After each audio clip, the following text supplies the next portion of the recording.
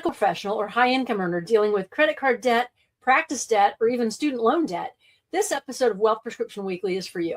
We're breaking down proven repayment strategies to help busy professionals pay off debt faster, improve their cash flow, and reduce financial stress.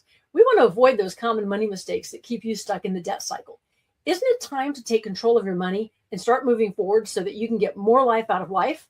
That's really what it's all about, isn't it? Today, we're going to be talking about some top debt management strategies. Right now, credit card debt is higher than it's been in years. There's many reasons, and one is that inflation has caused the prices to go up. And for most of us, our annual salary has not increased at the rate that inflation has. So if we've got more going out than coming in, it can make us have increased credit card debt. So today we're going to talk about a couple of the top debt strategies to be able to get this under control. So we all know that debt can be overwhelming. And sometimes when we're in debt, we have a hard time thinking about it clearly. But know that if you've got the right strategies, you can start getting this under control. So we're going to start by talking about 3 different types of loans. And the first one is personal loans and credit cards. So personal loans and credit cards, typically characteristics are that they've got high interest. The average rate right now on credit cards is around 21%. 2 years ago, it was 15%. So big difference. To put that in perspective, what that means is that if you had $1,000 on a credit card and you're paying 20% interest on it, and you hadn't paid it back in a year, now it's cost you $1,200. And so until you pay it off, they're ringing up that interest at 20%. So what if everything that you bought turned out to be 20% more expensive than what you thought it was? That would be really bad, wouldn't it? So years ago when I was working in Houston, I had an employee that they had a car breakdown. It was unexpected, and they were spending basically everything that they were making, and they needed to get another car. They needed to be able to get to work. And their only option was to buy that car and put it on a credit card. Used car, not huge sums of money, but their only option, because they didn't have access to any other cash, was to put that on a credit card. So imagine if they were paying, let's just say it was 20% for multiple years as they were getting that car paid off. By that point, they probably needed another used car. So I remember that story many, many years in advance, because at the time that it happened, I thought it was, I was kind of horrified with the idea of it. But if you don't have any access to any cash, then what do you do? So again, personal loans and credit cards, high interest rates. Right now, they're averaging about 21%. So the second one here is home equity loans. So a home equity loan, while it may seem like a good idea, we want to make sure that we understand what the terms are. So some of the common misconceptions about home equity loans is that they're free because you own a house. And 2 is, that the interest is being paid back to you. And what I can tell you is that they're not free. There's costs involved in doing that. And your money, the interest is being paid back to the bank. It's not being paid back to you. So on home equity loans, we just want to make sure that before we do that, we understand what the terms are of the loan and what happens if we miss a payment. Okay. So the third one here, we're talking about cash advances. We see those rapid cash places a lot of times in big cities downtown, because people need to get a cash advance on their paycheck. And these are characterized again by high interest rates and high fees.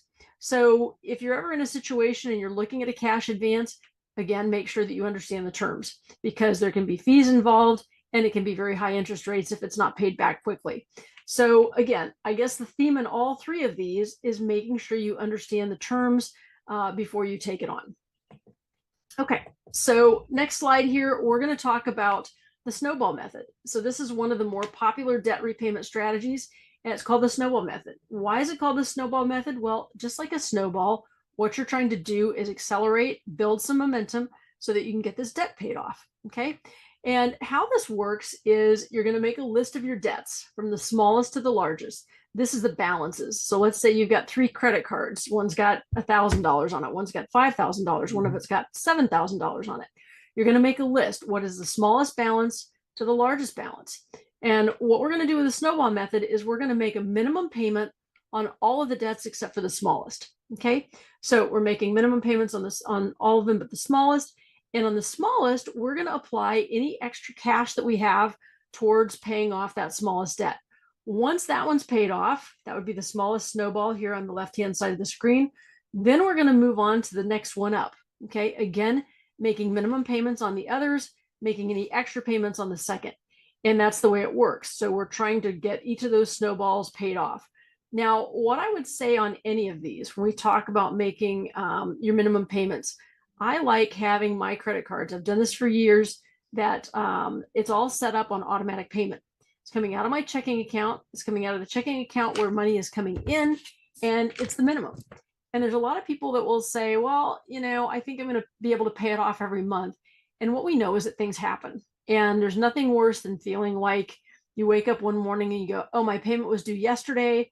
Now they're going to charge me a late fee of $30 or something like that because I missed the payment. So I like setting up automatic payments on all of them. If I've got more money that I want to pay on something, I can always make another payment. Okay. There's no rule that says you can only make one payment per month on a credit card. So set them up on auto pay. And one, it alleviates the late payment fees. But the other thing is it eliminates the chance of you getting dings on your credit score because you made a late payment. Okay. Credit scores are tied to anything where we want to get money now, and it's getting worse and worse. So I encourage you to set those up on automatic payments, and you can always pay more. So the next one here is talking about the modified snowball method. Now, why this is the modified snowball method, also called the Avalanche method, is because the idea is still we're paying off one card at a time or one item at a time, but we're doing it based on the highest interest rate. So I like this one because interest rates, like I said, the average is about 20%. If you've got some of those specialty credit cards, they might be charging you 30% a year. They don't really tell you that. It's in the fine print. You even have a hard time finding it online. Some of the home shopping type things like that. But the idea here is that we're going to make a list of those. Instead of making it a list by balances, now we're going to make it as a list by interest rate. Okay, so for example, if you had $5,000 at 20%, this would go before $10,000 at 15%. Hopefully that makes sense. It's based on the interest rate. The reason that we're doing that is because the higher the interest rate, the faster that's accumulating as far as more money that you have to pay off. Okay, so again, highest interest rate to the lowest interest rate. We make minimum payments on all of them except for the one with the highest interest rate, and that's where we're going to apply some extra dollars. Okay, I want to give you an example on this one. And let's say you have a mortgage, and your mortgage is at 7%, and your credit card is at 20%. Okay, you got a smaller balance on the credit card and a much bigger balance on the mortgage. So would you pay, using the modified snowball method, would you make extra payments on the house, or would you make extra payments on the credit card at the higher interest rate?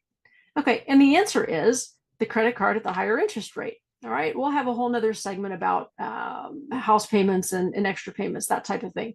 So again, I would say set up your automatic payments, minimum payments, so that you're not missing anything. Preserve your credit score, and pay off the highest interest rate one first and work your way down. So to reduce your debt, even pay it off, start implementing one of these strategies today. And if you're ready to take control of your financial future, I've got a tool for you. It's yourfvp.com. So check it out, yourfvp.com.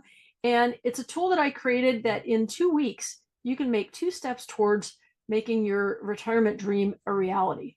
So thank you for watching. We'll see you.